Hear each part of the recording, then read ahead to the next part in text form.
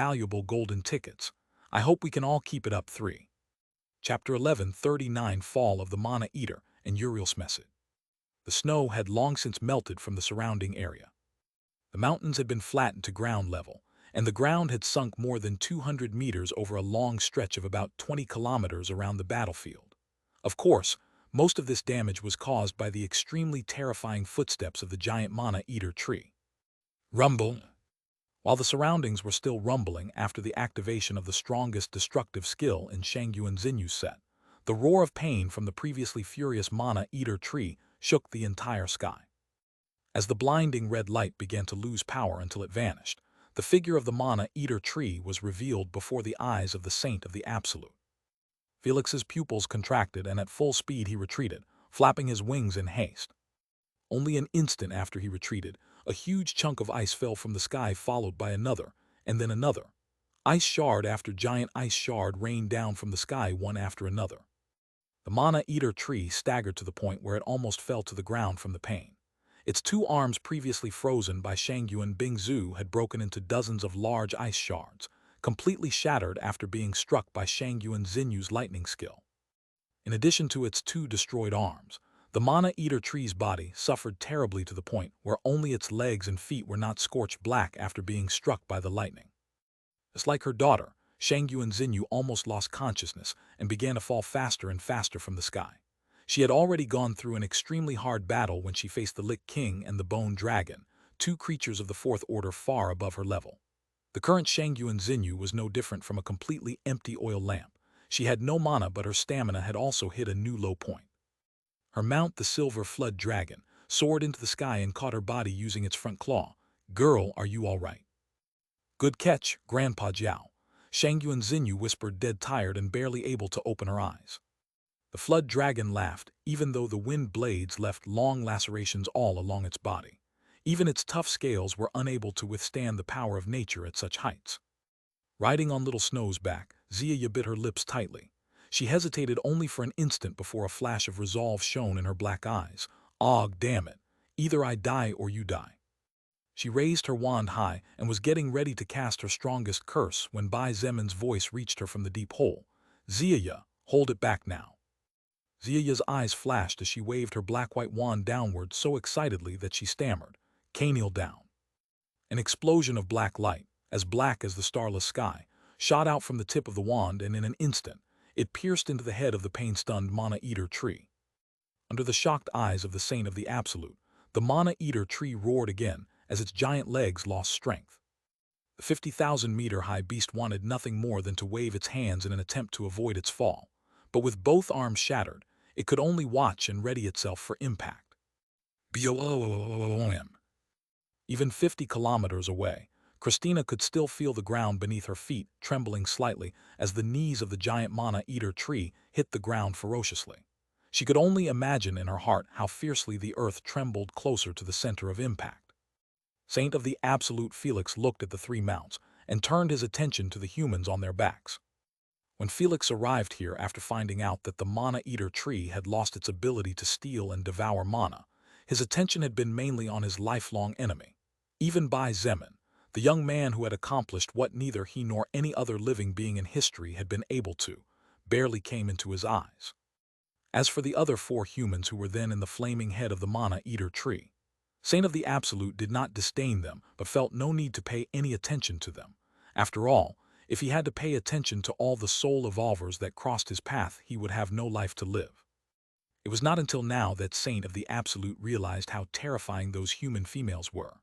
Even if the most terrifying Bai Zemin did not step forward, those four women were not normal third-order soul evolvers at all. Staring at the Mana-Eater tree surrounded by countless black chains with white skulls on the borders, feeling the creature getting weaker and weaker, Felix muttered with his eyes wide open, "What the hell? This generation is really weird." After having been sleeping for countless years and finally waking up, Saint of the Absolute had been silently observing the creatures of the current Earth for a while. Although they were no threat to him at the moment, Felix was amazed and startled when he caught a glimpse of how quickly they were evolving. In the past, a soul evolver above level 100 could take up to 1 year to level up. But on today's Earth, level 100 soul evolvers could level up at a speed that made no sense at all. While this meant that more and more lives were lost to fuel the soul power of a single life, those that survived were all extremely strong powerhouses. However, compared to the humans before him, none of the life forms he had seen before were worth mentioning as far as the Saint of the Absolute was concerned. Approximately 10 minutes later, the giant body of the Mana-Eater tree collapsed to the ground with a powerful rumble. Although its overall size had been reduced by more than half, its length was still over 15,000 meters, so the word small certainly had no place here. A minute later, Bai Zemin slowly walked out of the fallen monster's head. Saint of the Absolute waited for Bai Zemin to confirm the safety of his team first, before he started to slowly descend from the sky. Shangyuan Bingzhu, Shangyuan Xinyu, Feng Tianwu, and Xia, the four women were so tired that they could barely stand. This had been by far the most exhausting battle any of them had experienced since the time they began to evolve. Even if they had not suffered any serious wounds, the difficulty of killing the Mana-Eater tree was so high that on their own none of them was confident of victory in any way. However, the four of them forced themselves to stand up. Looking at the back of Bai Zemin, who was walking step by step towards the Saint of the Absolute with his spear firmly gripped in his right hand, they all knew that this was no time to rest. Who knows? The battle against the Mana-Eater tree might have been no more than the opening of the real battle to the death after all. Bai Zemin stopped 100 meters away from Saint of the Absolute and watched him silently. After about a minute, Felix looked at the small emerald green-colored pearl in Bai Zemin's left hand for a moment before looking him in the eyes. "Looks like you didn't lie. You really have quite an interesting skill." It was not challenging for him to feel the large amount of pristine records inside that pearl, waiting to be released and absorbed. "It's done."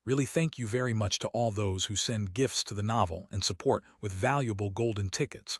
I hope we can all keep it up. 3. Chapter 11, 40 Extended Alliance Agreement, and one strike to decide the winner. After about 5 minutes, the Saint of the Absolute looked at Bai Zemin and calmly asked, "Do you know anything about these beings that have been roaming the Earth's atmosphere recently? Half a month ago, one of them appeared in front of me. That man said his name was Gabriel, and apparently he is also part of the same faction as the owner of the voice that just spoke to us." Hearing that someone from the army of heaven had already made contact with the Saint of the Absolute, Bai Zemin did not feel any kind of surprise in his heart.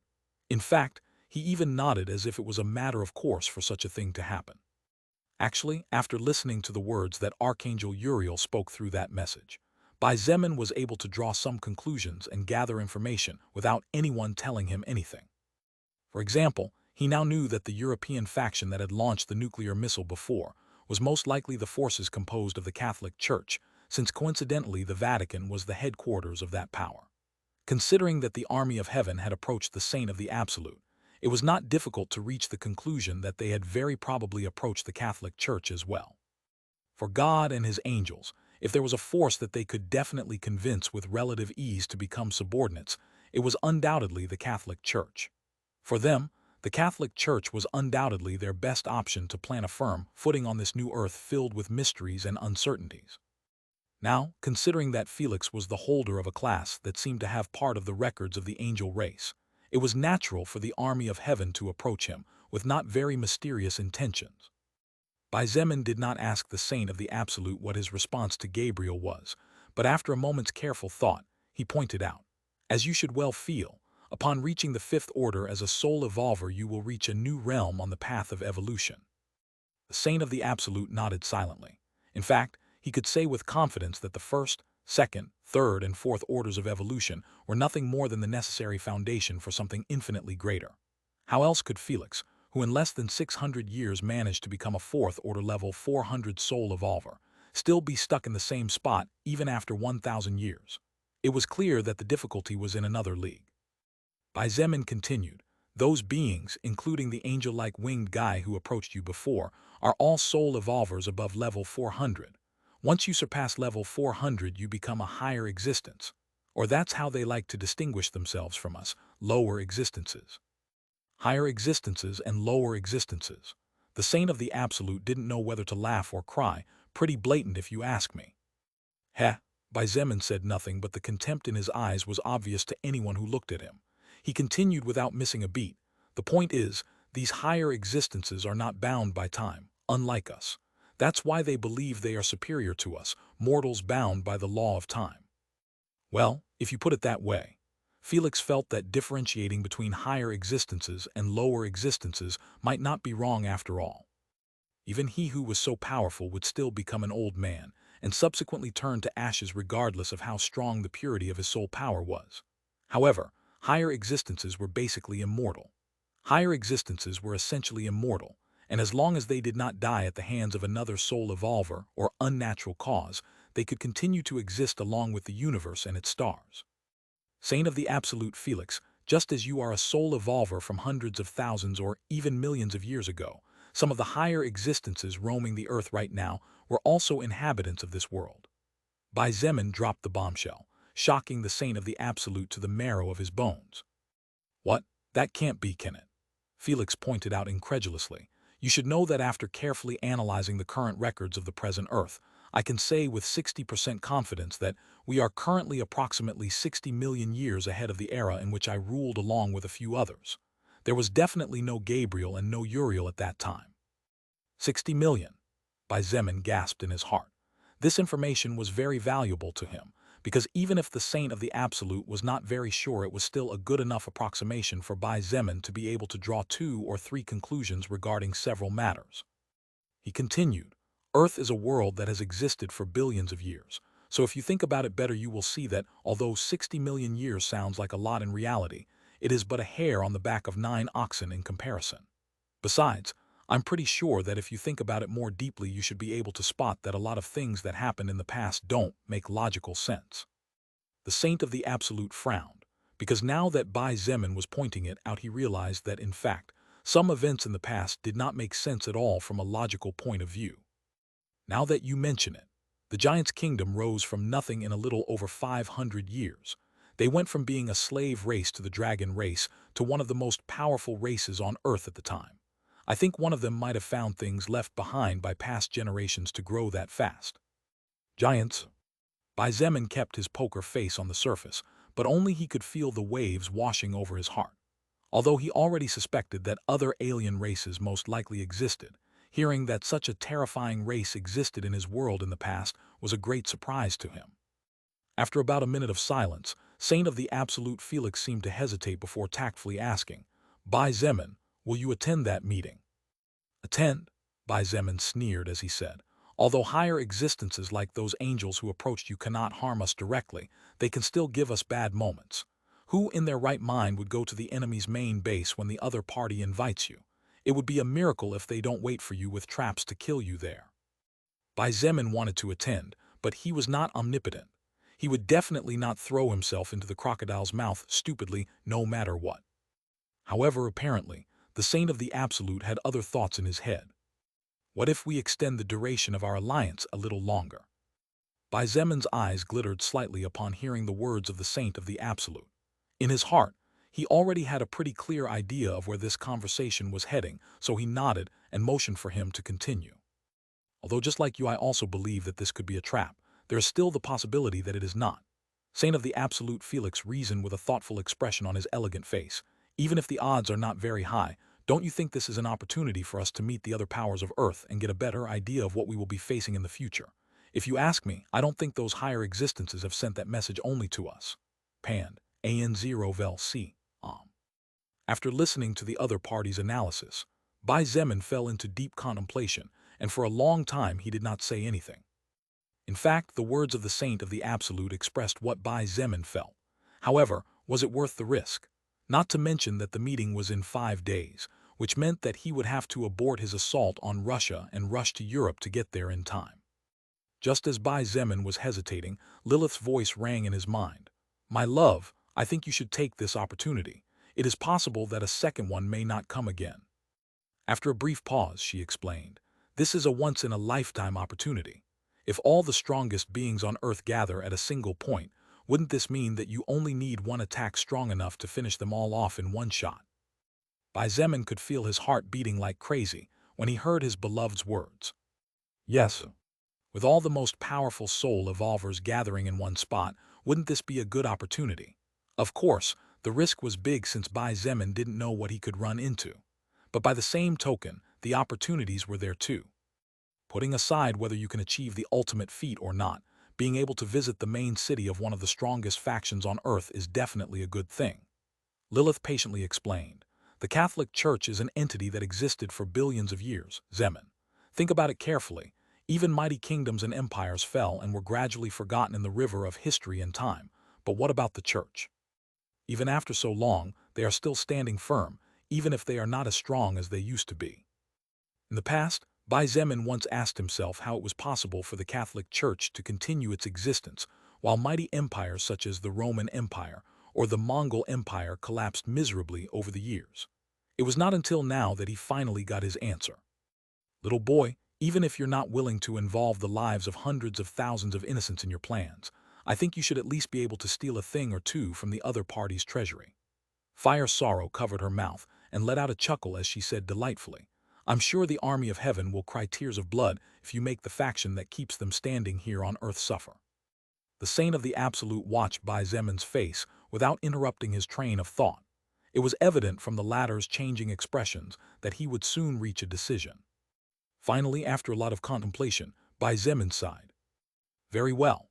Saint of the Absolute, I accept your proposal for a temporary alliance to join hands and attend this meeting in Europe."